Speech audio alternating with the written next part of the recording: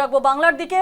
নদিয়ার করিমপুর এলাকার একটি বেসরকারি নার্সিং হোমে চিকিৎসায় চরম গাফিলতির জন্য এক নবজাতক শিশুর মৃত্যুর চাঞ্চল্যকর অভিযোগ উঠেছে।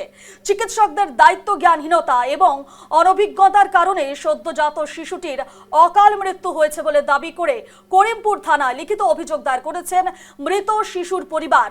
ঘটনার সুষ্ঠু বিচার এবং দোষীদের দৃষ্টান্তমূলক শাস্তির দাবিতে স্বজন ও স্থানীয় বাসিন্দারা তীব্র ক্ষোভ প্রকাশ করেছেন।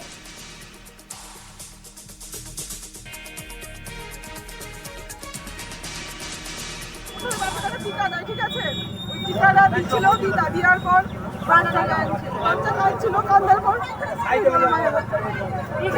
টিকা দেওয়ার পর বাচ্চাটা কাঁদছে বলে নার্সের কাছে নিয়ে গেল বাচ্চাটা।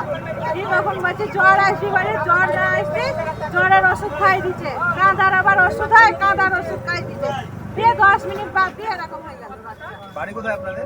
মুর্শিদাবাদ চাঁদপুর।